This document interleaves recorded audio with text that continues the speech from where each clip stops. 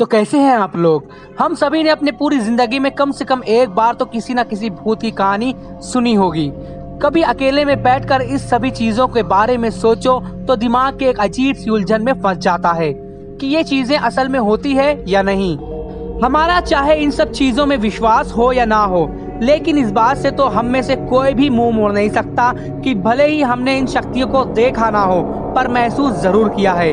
ऐसी ही कुछ घटना निधि नाम की लड़की के साथ घटी, जिसने मुझसे शेयर किया और मैं आप लोगों के सामने वही घटना रखने जा रहा हूँ। ये बात तब की है जब मैं अपनी पढ़ाई जारी रखने के लिए घर से हॉस्टल में शिफ्ट हुई थी। हमारे हॉस्टल के एकदम पीछे रेलवे लाइन थी और वहाँ से रेल की चलने की आवाज और शोर हम सभी हॉस्टल की लड़कियों को बहुत परेशान करता था। ट्रेन की इतनी तेज आवाज के साथ साथ सब खिड़कियाँ और दरवाजे हिलना शुरू हो जाते थे।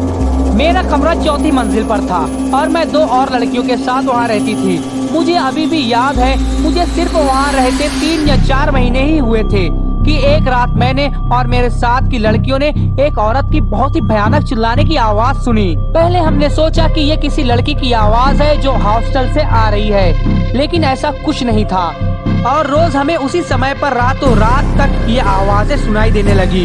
हम में से किसी ने किसी को भी इस बारे में नहीं बताया।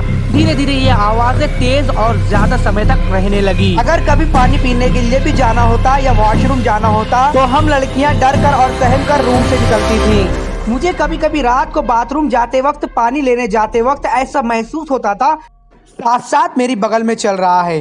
कभी ऐसा महसूस होता कि मेरे पीछे कोई आ रहा है, मगर कभी इतनी हिम्मत नहीं हो पाती कि मैं उसके चेहरे की तरफ देख सकूं। मैं ऐसे चलने की कोशिश करती थी जैसे वो इंसान या आत्मा मुझे दिखाई ही नहीं दे रही है। अब बात हद से ज्यादा बढ़ चुकी थी। मैंने अपने दोस्तों के साथ सबसे नीचे वाली मंजिल पर रहने का फैसला किया और वहाँ मेरे साथ कुछ ऐसा हुआ जिसे मैं कभी भूल नहीं सकती। ऊपर वाली मंजिल पर वो एहसास दिन ब दिन इतना बढ़ गया था कि अब वो सिर्फ बढ़ ही सकता था। अब मुझे अपने कमरे में एक कोने में एक औरत खड़ी दिखाई देने लगी थी। मुझे लगता था कि वो हमेशा मुझे देखती रहती है, लेकिन वो कभी मेरे पास नहीं आई। मेरी रातें सिर्फ और सिर्फ खौफ में बीतने लगी थी। नींद ने तो जैसे मुझसे मुंह ही मोड़ लिया था और मुझे कुछ समझ में नहीं आ रहा था कि अब मैं क्या करूं, किससे बात करूं। फिर उसके बाद एक रात मैं मरते मरती बची। उस रात मुझे जाने कैसे नींद आ गई थी। मैं अपने बेड की दूसरी तरफ मुड़ी और अपने बेड के किनारे पर मैंने देखा एक छोटा सा बच्चा जो मुझे घूर रहा था। मैं ठंडी पड़ गई, चिल्लाने की हिम्मत भी नहीं बची थी, सांस अटक गई थी। कुछ बोलने की कोशिश कर रही थी लेकिन शब्द मुंह से बाहर नहीं आ रहे थे। पूरा बदन जैसे किसी ने पकड़ लिया हो। मैंने किसी तरह से उस पर अपना हाथ फहराया, ये सोच कर के सिर्फ भ्रम है। मैं उस तक अपना हाथ पहुंचाने की हिम्मत तो नहीं कर पा रही थी, लेकिन वो अभी भी वही था। आखिर में मैं उठी और अपने वार्डन के पास गई और किसी तरह से उसे पूरी बात बताई।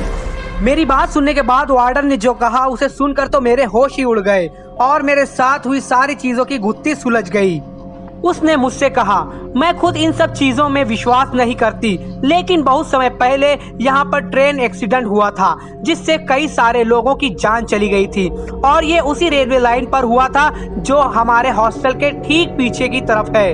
वार्डन ने मुझसे कहा, उस घटना के बाद यहाँ कई लोगों ने बिल्कुल वैसा ही महसूस किया है जैसा तुम मुझे बता रही हो, लेकिन तुम्हें इन सब चीजों को अपने ऊपर हावी होने नहीं देना चाहिए और हिम्मत रखनी चाहिए। तो दोस्तों, ये थी हमारी आज की स्टोरी। हमारे चैनल को लाइक करें और सब्सक्राइब करें और बेल आइकॉन जरूर दबाएं। मिलते हैं फिर एक नई हॉरर स्टोरी के साथ।